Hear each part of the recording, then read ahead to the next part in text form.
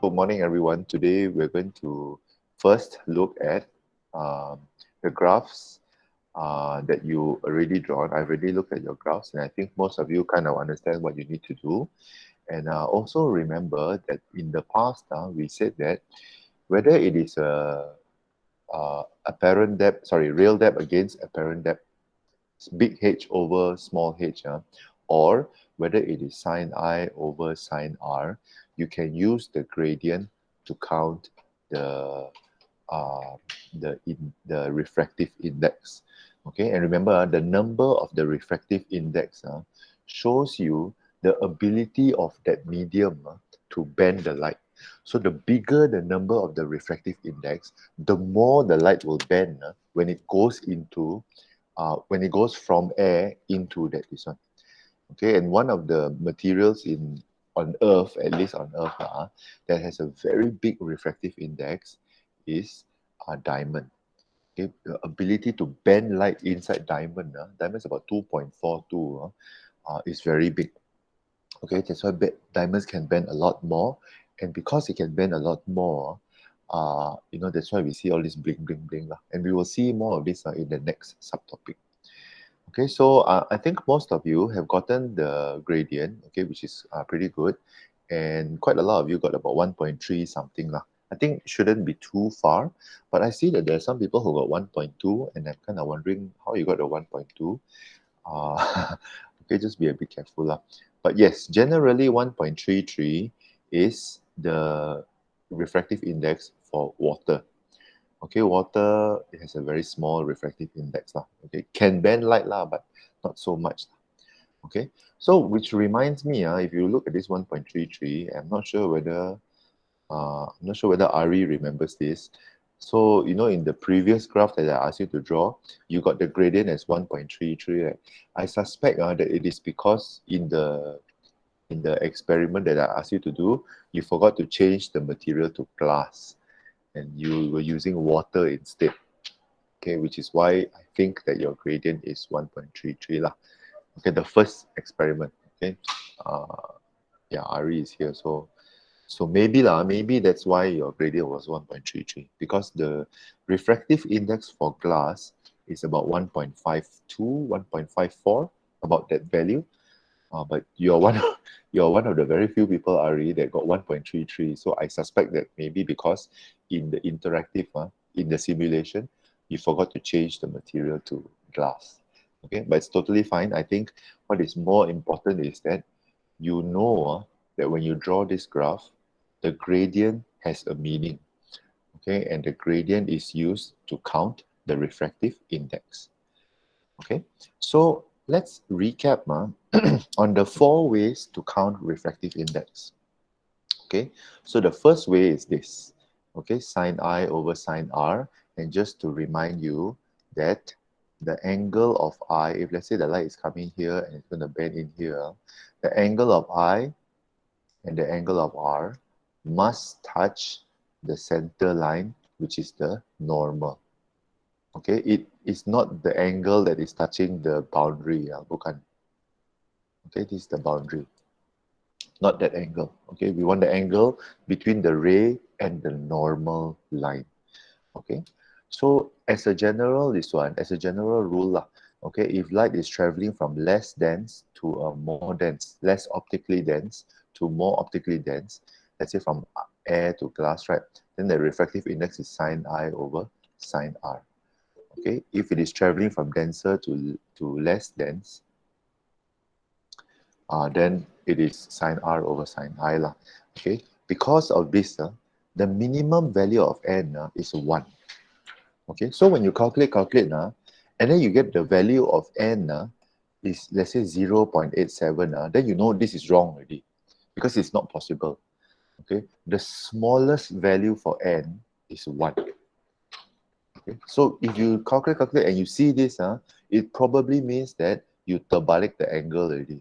You got the angles mixed up. Okay, always remember the top one, the top value must be bigger than the bottom value. This must be a smaller value. Okay, when you calculate. Okay, so before we answer the question, take a look at these two examples. Huh? Okay, so here you have refraction of light, air going into glass. Okay, and so we have these two angles over here. This is 30 and this is 55. Okay, so the thing that you should be doing is this 30 I? Is this I? Yes or no? Anybody? Is 30? No, No, why? Why is it not? no touch the normal line. Very good. Okay, it doesn't touch the normal. So this is not I. The I is actually here. Okay, and so you will find that since this is 90 degrees, obviously you can count this. This will be 60 degrees. Okay, and then this will be 90 minus 55. Okay, uh, which is 35 lah. Okay, so that's why 60 and 35. So again, everybody remember this. Doesn't mean that I give you 30. Oh, 那个是 I 啦. No, okay, please use your brains. Remember that the angle must always touch the normal line. Okay, and the normal line is always 90 degrees to the boundary. This is the boundary. Okay, so you get a value of 1.51. As long as your value is bigger than 1, you are quite safe. Okay? In this case, we can immediately use this as I and this as R. Why? Because it is already touching the normal. It's not touching the boundary. This is the boundary, this is the normal. Okay? So that's why you get sine 65 over sine 43. And when you calculate this, it's very easy calculator calculation. You get 1.33. Okay? All right. Let's do these exercises together. Okay, everyone. Okay. So the light ray travels in air and glass. The problem is we don't know which is air and which is glass. Okay. What do you think is the air? Is it A or B? What do you think? Okay, if you want to know this, then we have to draw a normal line. Okay, draw the normal line. Okay, this is the angle and this is the angle. Obviously, the one in A is a bigger angle. This is a smaller angle. So which one is A? A or B? Okay, and he says it's A. Why do you think it's A? How do you explain that it is A? Remember that, okay, let's compare. If really it is A, and let's say this is air, okay, and there is nothing that is, the refractive index of air is the lowest, okay, and because it is the lowest, okay, the speed of air, okay, actually will be higher. Okay, the speed of air will actually be higher. Okay, and you know this because it moves away from the normal line. Okay, we can say like if the angle is big, okay, if the angle is big, okay, that material, the refractive index is small. Okay, because when the angle is bigger, it also means that the speed of light, the speed of this light ray is also faster. Okay? It can move faster because remember in the first class I said light is like a motorcycle traveling on a road. Okay, less dense means there's less cars, so the motorcycle can travel faster. Okay, so and because it can travel faster, it doesn't have to stay so near to the normal line. Like don't need to pegang the normal line. You can just go away, and because there's nothing to stop it. But if it is in a very dense medium, optically dense okay, means it's like a motorcycle has a lot of cars.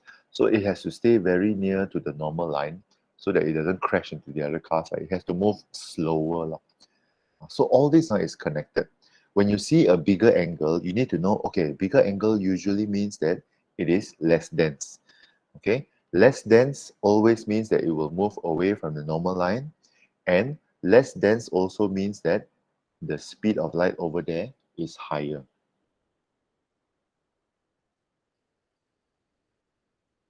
Okay, the speed of light is always higher. Okay, so please have this in mind. Okay, I'm going to give you 2 minutes to answer this. Calculate the refractive index of medium X. Okay. The formula is N equals to sine I over sine R. Okay, try to calculate this one and then key in your answers in the chat. Everybody, yeah? Everybody. Okay. All right, so I think it's pretty clear cut lah, because all the angles are touching the normal line, so it's quite easy.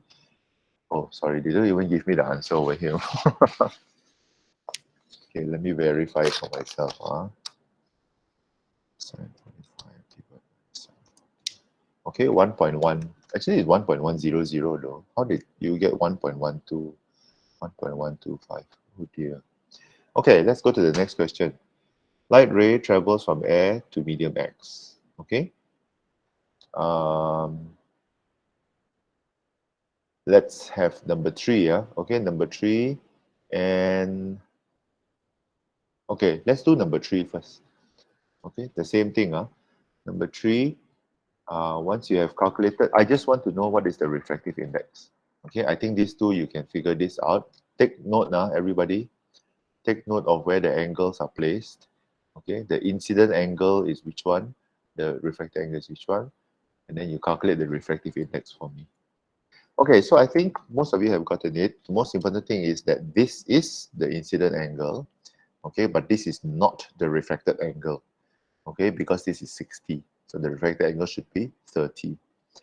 And when you calculate the refractive index, remember the bigger angle goes on top, no matter what. Okay, so you get 1.41. Okay, now this one uses the second way to count the refractive index. And the second way is the speed of light, speed in air, divided by the speed in medium. Okay, so I'm going to give you the refractive index. Refractive index is 1.54. Okay, and the speed of light in the air is 3 times 10 to the power 8 lah. Okay, let's do question A first. The angle of refraction, this one. Okay, now remember everybody, which angle is bigger is the one that must be on top. It does not mean that just because the light is going from glass to air means that this 33 is the incident angle. No, it's not. The bigger angle must go on top. Okay, so can you find the angle of theta, please? So the angle of theta, sine theta over sine 33 equals to 1.54. Can you find the angle of theta, please? Looks like quite a lot of you have gotten it, so I'm going to continue. So it's 57. In case you didn't know, this one, this sine theta, right? You have to shift sign in order to get the 57. Okay, so don't forget the shift sign thing lah. All right, let's use this formula, okay, to calculate the speed of light in the glass. Okay, so we substitute it correctly.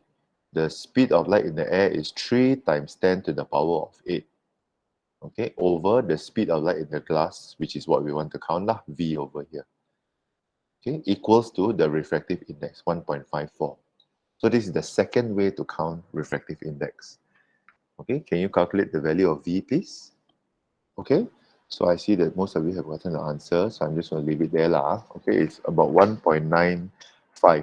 Okay, times 10 to the power of 8. Thank you for writing meters per second. Or copying and paste, I don't know. Okay, but the idea is there. I think you need to remember certain things. Okay, refractive index cannot be smaller than 1. Okay, secondly, the speed of light is the fastest. The speed of light in the air is the fastest there is. 3 times 10 to the power of 8. Cannot be smaller, sorry, cannot be bigger than this number, 300 million meters per second. Okay, right, let's go to the next question. So you have a light ray incident normally on a glass prism which has a refractive index of 1.5. Okay, complete the ray diagram. Now the first thing you need to do is you need to understand that the light is coming in this way, but our boundary is kind of sengit. Okay, so the first thing you need to do is to draw the normal line. Remember, the normal line is 90 degrees to the boundary. And if your boundary is saying it, your normal line will also be saying it like this. So this is the 90 degrees to the boundary. So don't ever think that normal line is from up to down 这样子 only, please, it's not just that. Look at the boundary. Kalau boundary itu condong, kau punya normal pun akan condong mengikut boundary. It has to follow the boundary. Okay, don't just say, oh, up to down is a normal. So that means, trust me, I see a lot of people do this one. Okay, 这个是 normal. No lah, come on. Okay, where got this is 90 degrees or okay, so please, this is the normal. Okay, that's the first thing you know. Okay, let's talk about this. This is a prism, okay, that is made of glass. Okay, and so if this is the boundary, if this is the normal line, this is the incident ray, bahkan, or the incident angle lah. Now, when it leaves the prism, okay, tell me the refraction. Is it going to be refracted A, towards the normal, or B, away from the normal? What do you think? Answer A, towards. Towards means it's going to become even smaller. B is going to go away. It's going to go further away from the normal. Which one? A or B? A or B? A or B?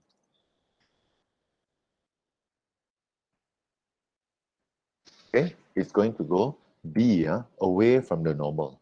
Why? Why is it going away from the normal? Why do you think it's going to go away from the normal?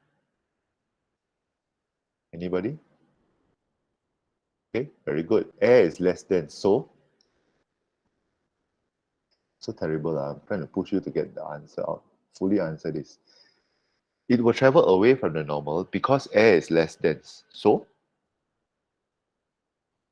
these three must come together.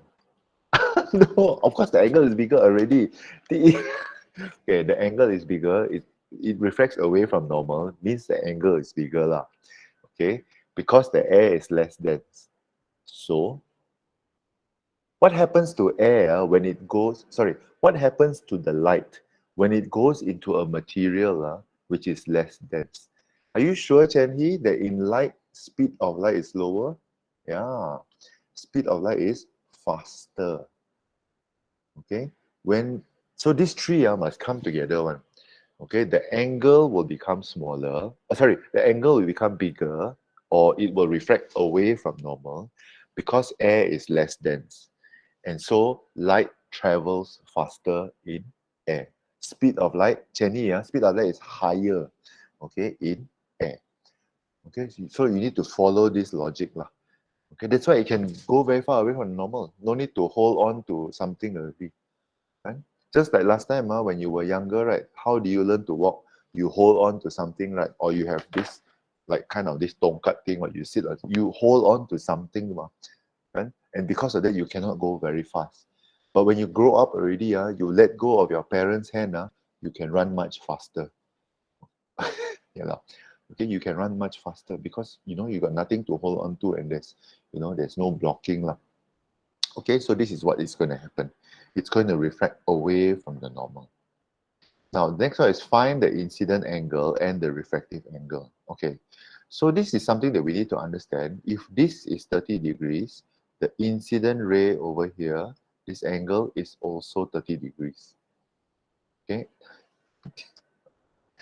Yeah, people are like, how do you get that as 30 degrees? It's possible one. It is.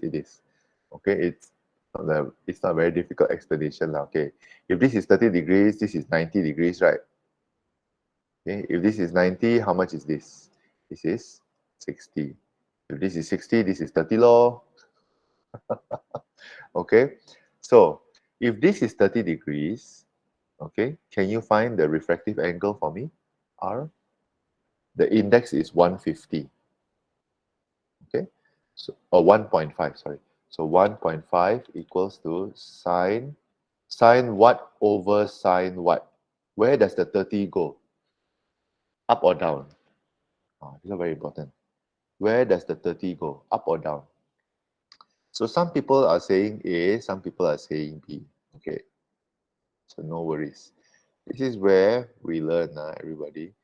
Okay, so good luck to the people that got this wrong, but don't worry. What is the most important thing when you're using the sine I over sine R formula? The most important thing is that the angle on top must be the bigger angle. 一定要的, okay, must be the bigger angle.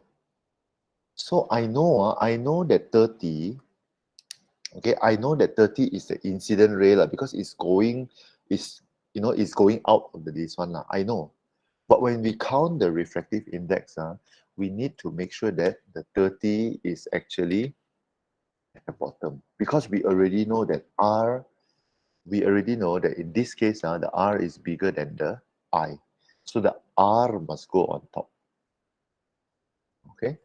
And so when you calculate this, you will get R equals to 48.59 degrees. Okay? So, it's okay. I understand why some people, why some of you answered A, but I think this is a very important thing to remember. That when you calculate the index, okay, I know the formula is sine I over sine R, but there is a condition to it. The condition is that the I must always be bigger than the R. Okay, the I must always be bigger than the R. So whether it is going from glass to air or air to glass, we put the bigger angle on the top and then the smaller angle at the bottom. Why? Because the value for n cannot be less than 1. It must always be more than 1. That's why the bigger angle must be on top. Okay, if big number divide by small number, your answer is always bigger than 1. Small number, let's say 2, divide by big number 5, your answer will always be less than 1. Right? Okay, so let's not forget that. All right, let's do another one. This one is actually given to you, the speed of light over here and the speed of light in this one. Again, using our same principle, the bigger number must always be on top and the smaller number must always be at the bottom. Okay, can you calculate the value, please?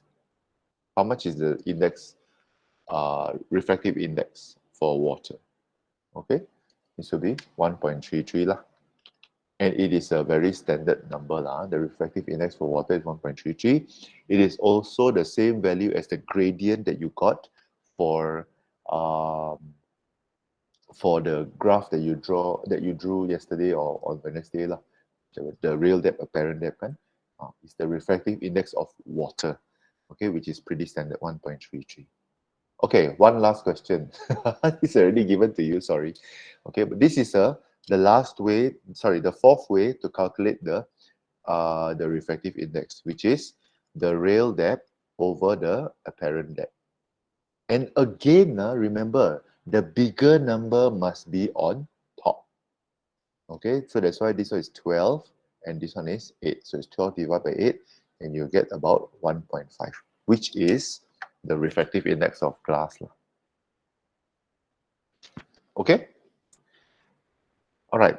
So we have covered this entire subtopic in such a long time. Okay, so we have to remember what is refraction. Okay, and what happens. Okay, when you go from a less optically dense to a more optically dense medium, and when light travels from a more optically dense to a less optically dense medium, we need to know all the things that are happening. Okay, whether it is refracting away or toward the normal, whether it is the light ray is going to go faster, the speed increases or the speed decreases, and also the angle, whether the angle is going to be bigger or smaller. All these things we need to know. And then we looked at 2 experiments which are very important. Number 1 is when we did the experiment, we had the graph of sine I against sine R. Okay, sine I against sine R. The second one was the real depth against the apparent depth. And in both graphs, we get a directly proportional graph. Okay, we get a directly proportional graph. And because it is a directly proportional graph, we can count the gradient. Okay, and we find that the gradient equals to the refractive index.